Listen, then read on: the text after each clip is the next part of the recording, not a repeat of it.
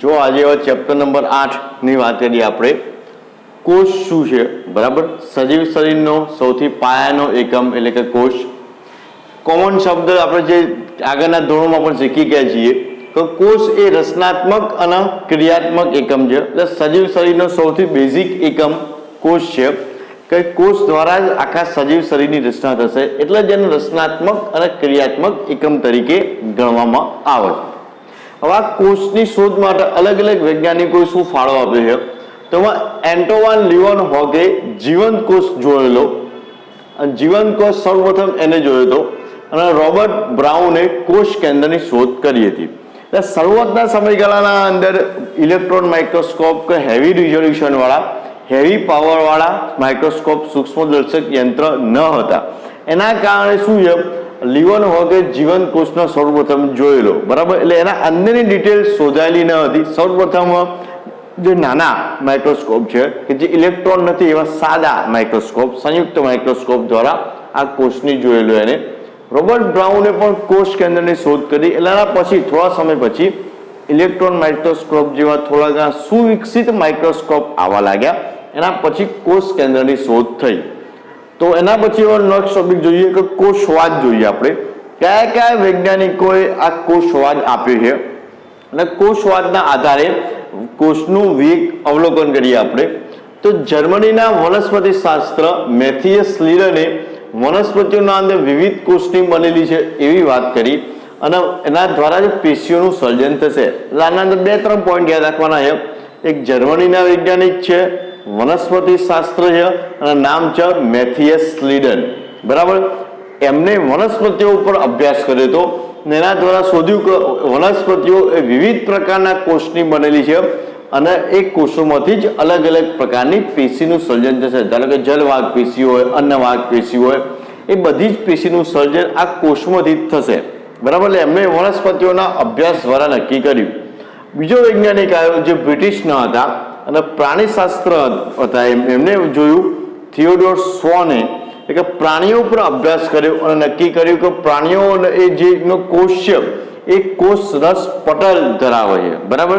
એટલે આ બંને વૈજ્ઞાનિકોએ માર્ક કર્યું કે મેથિયસ લીડને જોયું કે વનસ્પતિ એ વિવિધ પ્રકારના કોષની બનેલી છે. પછી થિયોડોર સ્વોને જોયું કે પ્રાણીઓની બહારની બાજુ, કોષની બહારની બાજુ ચોક્કસ પટલ છે જે કોષ રસ પટલ ધરાવે છે. એટલે કોષ રસ પટલ ધરાવે પછી એને જોયું કે પ્રાણીઓના બહારની બાજુ કોષ રસ પટલ છે, તો વનસ્પતિઓના બહારના આવરણ તરીકે શું હશે, એમ એવો પ્રશ્ન થયો. તેના પછી એમને વનસ્પતિનો પણ અભ્યાસ કર્યો, અને વનસ્પતિની બહારની બાજુ શું ધરાવે છે, કોષ દિવાલ ધરાવે છે. અને આ જ વનસ્પતિઓનું આગવું લક્ષણ છે. એટલે કોષ દિવાલ એ પ્રાણી કોષના આજુબાજુ હોતી નથી, વનસ્પતિઓ જ કોષ દિવાલ ધરાવે છે, ને વનસ્પતિઓનું આગવું લક્ષણ છે.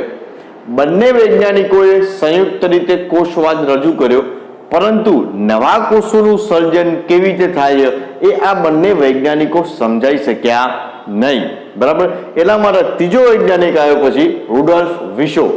રુડોલ્ફ વિશોએ સમજાયું કે નવા કોષનું સર્જન કોષ વિભાજન દ્વારા થશે, ને એમાંથી નવો કોષ બને છે. એટલે એક કોષ હશે તો કોષ વિભાજન દ્વારા 2 કોષનું સર્જન થશે. તો પછી આ ત્રણ વૈજ્ઞાનિકો ભેગા થઈને અંતિમ કોષવાદ શું આપ્યો, તો બધા જ સજીવો કોષ અને કોષની નિપજોના બનેલા છે. એટલે સજીવો કોષના બનેલા છે, અને કોષની નિપજો મતલબ કોષમાંથી કહેવાય પેશી બને, પેશીમાંથી અંગ, અંગમાંથી અંગિકાઓ, અંગિકાઓમાંથી અંગતંત્રો એ બધું જોવા મળશે. એના પછી નેક્સ્ટ બીજો પોઈન્ટ, બધા જ કોષનું સર્જન પૂર્વ અસ્તિત્વ ધરાવતા કોષમાંથી થશે. એટલે એક કોષ હશે, એમાંથી બીજા 2 નવા કોષ બને છે. એવી રીતે પૂર્વ અસ્તિત્વ ધરાવતા કોષમાંથી જ નવા કોષનું સર્જન થશે. એટલે આ કોષવાદ દ્વારા નક્કી કર્યું મેથિયસ લીડન, થિયોડોર સ્વાન અને રુડોલ્ફ વિશોએ. આ 2 પોઈન્ટ મેન કોષવાદના આપ્યા. બધા જ સજીવો કોષ અને કોષની નિપજોના બનેલા, અને બધા જ કોષનું સર્જન એના પૂર્વ અસ્તિત્વ કોષોમાંથી થાય છે. હવે કોષની ઉપર આપણે ચર્ચા કરીએ, બરાબર. એટલે કોષનું વિહંગતા અવલોકન કરીએ, બરાબર. ડિટેલમાં ચર્ચા આ પોઈન્ટ પછી કરીશું, પણ કોષની ઓવરઓલ માહિતી મેળવીએ. તો ડુંગળીનો કોષ એ વનસ્પતિઓનો લાક્ષણિક કોષ છે. તો ડુંગળીના કોષનો આપણે અભ્યાસ કરીએ તો સૌથી બહારની બાજુ કોષ દિવાલ જોવા મળશે અને કોષ દિવાલની અંદર કોષ રસ પટલ આવેલું જોવા મળશે. એટલે વનસ્પતિના અંદર બંને હોય, કોષ દિવાલ પણ હોય અને કોષ રસ પટલ હોય. જ્યારે પ્રાણી કોષનો અભ્યાસ કરવો હોય તો મનુષ્યના ગાલનો કોષ એ એનો લાક્ષણિક કોષ તરીકે ઓળખાય અને એની બહારની બાજુ ખાલી બાહ્ય પટલ એટલે કે કોષ રસ પટલ જોવા મળશે. બાહ્ય પટલ એટલે કે કોષ રસ પટલ જ જોવા મળશે. કોષ દિવાલનો કહેવાય પ્રાણી કોષોમાં અભાવ હોય. કોષની અંદર જોઈએ તો કોષની અંદર સઘન પટલયુક્ત રચના જોવા મળે જેના કોષ કેન્દ્ર તરીકે ઓળખાય. આ કોષ તો અંદર પટલયુક્ત રચના હોય એને કોષ કેન્દ્ર તરીકે ઓળખાશે. કોષ કેન્દ્રમાં અલગ અલગ પ્રકારના રંગસૂત્રો પણ જોવા મળશે અને એના અંદર શું છે? ડીએનએ પણ આવેલું જોવા મળશે. એટલે આનુવંશિક દ્રવ્ય ડીએનએ પણ જોવા મળશે જેના દ્વારા એક કોષમાંથી બીજો કોષ બને તો એ કોષની લાક્ષણિકતાઓ બીજા કોષના અંદર આનુવંશિક થાય, વારસાગત ઉતરે, એના માટે શું છે? ડીએનએ જવાબદાર છે. હવે કોષ કેન્દ્ર પણ બે પ્રકારના હશે. એના આધારે બે પ્રકારના કોષ છે. પટલયુક્ત કોષ કેન્દ્ર હોય તો તેને સુકોષ કેન્દ્રીય કહેવાય, સુવિકસિત કોષ કેન્દ્ર છે અને યુકેરિયાટિક સેલ કહેવાય એટલે કે સુકોષ કેન્દ્રીય. પટલ વિહીન કોષ કેન્દ્ર હોય તો તેના આદિકોષ કેન્દ્રીય કહેવાય, એના પ્રોકેરિયોટિક સેલ તરીકે ઓળખવામાં આવે છે. એટલે કોષ કેન્દ્રની આજુબાજુ પટલ હોય તો સુકોષ કેન્દ્રીય અને પટલ ના હોય તો આદિકોષ કેન્દ્રીય કોષ તરીકે ઓળખાય. બંને કોષોના અંદર તરલ સ્વરૂપે આધાર જ જોવા મળે છે એને શું કહેવામાં આવે છે? કોષ રસ તરીકે ઓળખવામાં આવશે. ના કોષ રસના અંદર બધી ચયાપચય જેવી જૈવ રાસાયણિક પ્રક્રિયાઓ બધી કોષ રસના અંદર થતી જોવા મળશે. કેમ કે દરેક વસ્તુ છે, સમવિભાજન થવું, બીજી બધી અંગિકાઓ છે, ચયાપચય થવું, એટીપીનું સર્જન થવું, શક્તિનું સર્જન થવું, ખોરાક દ્વારા જે નકામો પદાર્થ છે બહાર નીકળવો, એ બધી જ પ્રક્રિયાઓ થવા માટે એક તરલ, એક લિક્વિડ, એક પ્રવાહીની જરૂર છે. બરાબર? એના કોષ રસ તરીકે ઓળખાય. સુકોષ કેન્દ્રની વાત કરીએ તો સુકોષ કેન્દ્રના અંદર બધી પટલમય રચનાઓ જોવા મળે છે. કેવી કેવી? બરાબર? ને પટલમય રચનાઓનો અંગિકા કહેવાય. કઈ કઈ અંગિકાઓ છે? તો અંતઃકોષ જાળ, ગોલ્ગીકાય, લાઇસોસોમ, કણાભસૂત્ર, સૂક્ષ્મકાય, રસધાનીઓ, આવી બધી પટલમય અંગિકાઓ જોવા મળશે. જ્યારે આદિકોષ કેન્દ્રના અંદર આવી પટલમય અંગિકાઓ હોતી નથી. પટલમય અંગિકાઓનો અભાવ હોય છે એટલે જ એના આદિકોષ કેન્દ્રીય તરીકે ઓળખવામાં આવે છે. નેક્સ્ટ જોઈએ હવે કે રિબોઝોમ્સના અંદર બંને જોવા મળશે. એટલે કે રિબોઝોમ્સ સુકોષ કેન્દ્રમાં પણ જોવા મળે છે, આદિકોષ કેન્દ્રના અંદર પણ રિબોઝોમ્સ જોવા મળશે. એનું કારણ શું છે? કે રિબોઝોમ્સ એ પટલ વિહીન અંગિકા છે એટલે આદિકોષ કેન્દ્રમાં પણ મળે અને સુકોષ કેન્દ્રમાં પણ જોવા મળશે. તો રિબોઝોમ્સનું સ્થાન કયું છે? તો કોષ રસમાં જોવા મળે, વનસ્પતિ કોષ હોય તો હરિતક્રમમાં પણ જોવા મળે, કણાભસૂત્રમાં જોવા મળે, કણિકામય અંતઃકોષ રસજાળના અંદર પણ જોવા મળે છે. તો રિબોઝોમ્સનું શું છે? સ્થાન છે સુકોષ કેન્દ્રના અંદર ને આદિકોષ કેન્દ્રના અંદર પણ જોવા મળે. આ બધી જ અંગિકાઓ છે, અંતઃકોષ રસજાળ, ગોલ્ગીકાય, લાઇસોસોમ, કણાભસૂત્ર, સૂક્ષ્મકાય, રસધાની, રિબોઝોમ્સ, એ બધી જ ડિટેલમાં આપણે ચર્ચા કરીશું અને થોડા ઘણા પોઈન્ટ આપણે આગળ પણ શીખી ગયા છીએ. બરાબર? આગળના ધોરણોમાં પણ આવતું. એટલે હાલ આપણે ખાલી ઓવરઓલ કોષનું અવલોકન કરીએ કે કેવા પ્રકારના કોષ છે.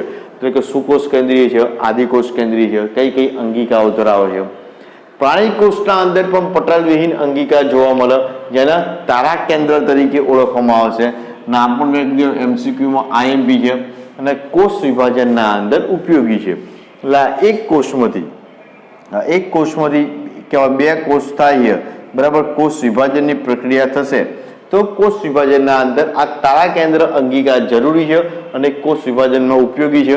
એ આપણો નેક્સ્ટ ચેપ્ટર નંબર 9 અંદર ડિટેલમાં એનો આપણે અભ્યાસ કરીશું. કોષ અલગ અલગ આકારના, અલગ અલગ કદના હોઈ શકે છે. કોષ કદ, આકાર અને કાર્યની દ્રષ્ટિએ અલગ અલગ હશે. આ 3 મેન એમસીક્યુ.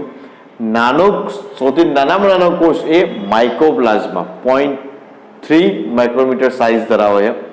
સૌથી મોટામાં મોટો કોષ એ સામરૂગનો અંડકોષ 7 માઇક્રોમીટરની સાઇઝ ધરાવતા કોષ છે અને સૌથી લાંબોમાં લાંબો કોષ એ કયો છે? શરીરમાં આવેલો ચેતાકોષ એ સૌથી લાંબો કોષ છે. બરાબર? કોષના આકારમાં પણ અલગ અલગ વિવિધતા જોવા મળે. બરાબર.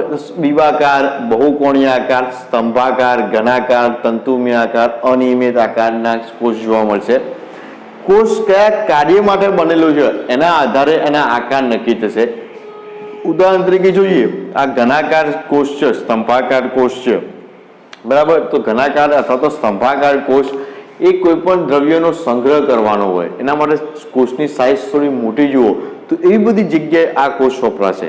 ધારો કે આ લાદી જેવા પાતળા કોષ જોયા છે, એકદમ લાદીછમ અધિચ્છેદ પેશી કે કોષ આવે છે, તો કોઈ પણ વસ્તુનો સ્ત્રાવ કરવાનો હોય, ખોરાકના પાચન થયા પછી એ ખોરાકનું પાચન પછી કોષો એમાંથી પાચન દ્રવ્યોનું શોષણ કરવાનું હોય, બરાબર. તો પતલી સાઇઝના પતલા કોષ જોશે તો ફટાફટ એનું શોષણ કરી શકે.